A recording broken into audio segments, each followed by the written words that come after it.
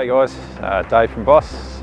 Just going to take a quick look at a 4495 build that we've just done. We've done a complete J-Max 4495 system with 4-ton brake towing and 300 chassis extension on this one.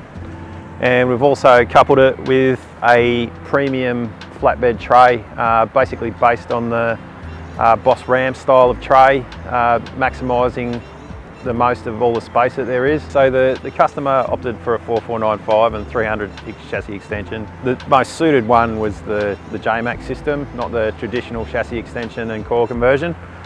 And the reason being, as you've probably heard in other videos, you actually do get a genuine 4495 GVM coupled with a 4-ton brake tow capacity, making it the market leader and class leader in this type of conversion. Some of the advantages of this as well is that the tow hitch and winch cradle are integrated into one.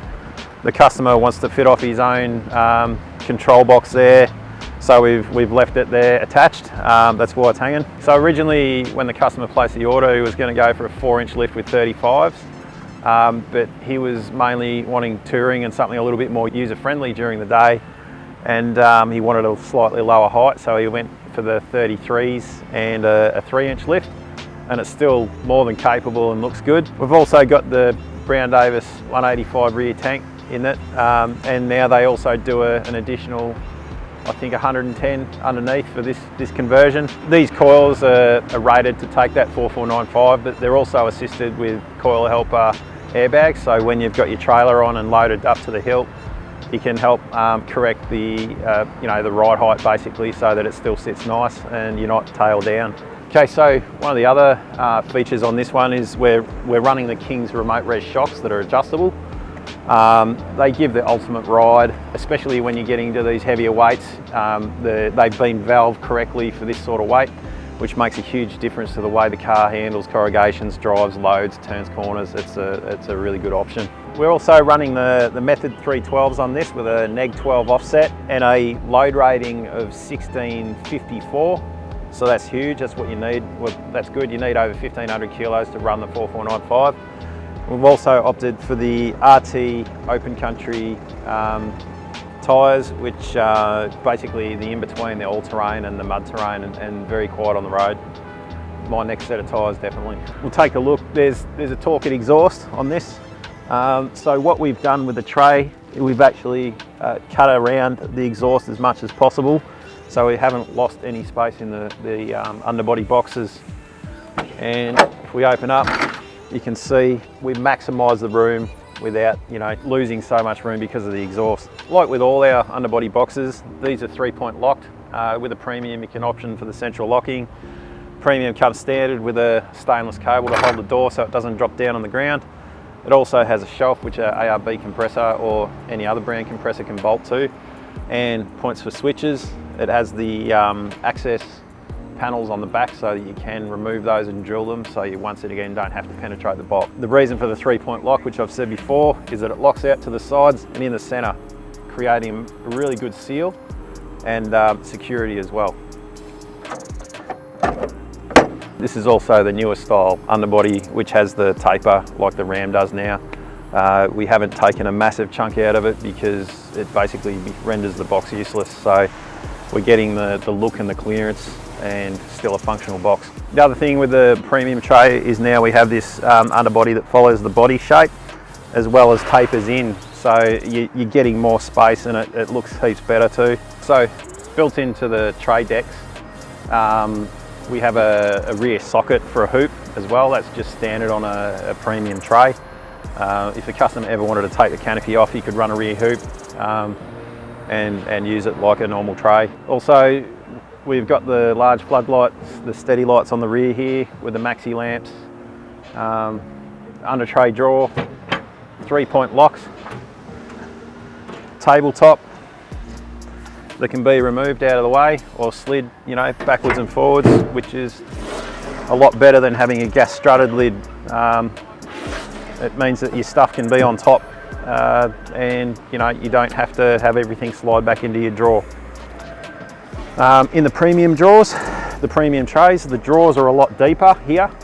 They're also stiffened, so they'll take the load and they won't pull your rubbers off. All the seals on all the boxes are double returned, so they create a gutter and have a nice big automated seal.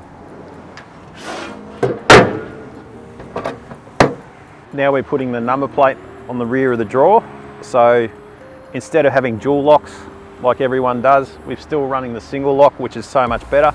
And this can be central locked, but it's off to the side and it still locks in the 3 points, giving you the good sealing. And what we've done is actually concealed the LED number plate lights up hidden into the tray, so you get a nice clean look.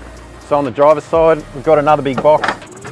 Beauty of this one is there's no checkout for an exhaust, so you get a massive box. It's got a divider in there. Once again, you can bolt a compressor onto it, or you can have it here or on top of there. The fuel filler also runs through the tray, making it nice and neat and directly straight down into that Brown Davis tank. Also, we've got a switch here for the water pump, which is mounted at the rear. That also stops people from turning on your water pump and draining your tanks. Okay, so up front we've got the ARB winch bar and side rails, all colour coded, so it looks really good. We've got steady lights, Warn Evo winch in there with a synthetic rope, stubby GME radio and UHF. Then as we move around here, we've got the Safari snorkel, the Armax, the big banger, clear view mirrors, and then we've got the Pioneer Rhino rack on top and steady lights, some floodlights on the side, good for camping. So the interior, we've got the Department of Interior console, which looks neat, has the accessory sockets, gives you cup holders, and also the T console on the roof with the map lights, making everything nice and clean and accessible up there. That's pretty much the interior. Okay, so now we'll move on to the canopy. Basically, this is an M-Spec style canopy, then it's modular. And we've also done a variation of the Ram roof rack that you've seen on the Ram before. You get the maximum width out of it. It's got plenty of tie down points all through it. Looks really clean, and you can fit your maximum width on top. Around the back, he's opted for one spare wheel carrier, so that's adjustable. If you ever wanted to go to 35s on this, you could, and it would take it easily. Got the platforms for the roof rack so we can come over the top of the tyres. Also got the heavy duty folding ladder with a platform on top. Then we've got a jerry can that can be taken on or off. You could put another spare wheel on there. You could put twin jerry cans. You could do a whole range of things. So once again, 3-point locking. As you can see, the doors are stiffened. Helps with dust sealing, security, a whole range of things. We've got the 110 Waco upright fridge in here, and then we've got a table drawer combo so that you can slide it all the way out. Up here is a travel buddy bracket. Now that one can be moved backwards, forwards and across to wherever you want really. And then we've got a section for larger items at the rear. Take around the other side.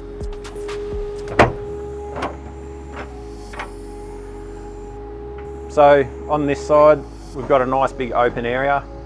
Once again, another drawer table and combo. And there's a panel going to be going in here that's going to have basically going to be a power panel, which the customer's going to fit out themselves. And the 200 amp hour battery sits down behind there, so all his electrics will be concealed in that section, so he still gets a massive drawer and doesn't lose any space.